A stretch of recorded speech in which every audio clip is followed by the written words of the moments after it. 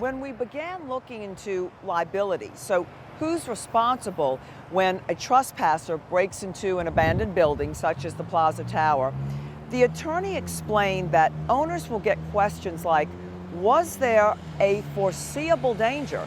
And what precautions did you take against that foreseeable danger? In other words, what type of security measures did you take? You'll be able to tell sometimes if they had lots of trespassers going into the building and that wasn't being stopped, then that would be a more foreseeable, that it was foreseeable that someone else would get into this place.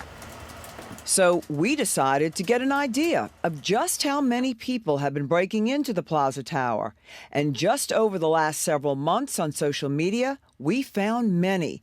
There's excitement by two guys as they reach the nighttime skyline view. But as they're going up the crumbling architecture, one of them expresses fear of the dangers. The other exclaims that his friend almost wussed out and would have missed the view. Many other posts brag about being there this summer, and several others express envy and wanting to do the same. In a David Hammer investigation a few years ago, we have video of people who trespassed so they could paint graffiti on the building.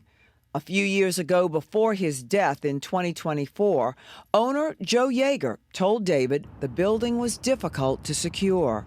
Between the professional strippers who strip the building and vagrants that are doing whatever and the thrill seekers, you can't police it. Attorney Renee Fabre says while legally trespassers do not have the same rights as someone invited on the property, the amount of security required on an abandoned place is on a property-by-property basis. So most likely, in a lawsuit, there will be a lot that is open to interpretation. Meg Farris, WWL, Louisiana. Now, punishments for trespassing convictions can range from a $100 fine and 30 days in jail for the first offense to a $1,000 fine and 6 months in jail for the third offense. There's also a law that adds a punishment for posting videos on social media of criminal activity that leads to serious injury or death. If convicted of that, the sentence could be as high as $2,000 in a fine and 8 years behind bars.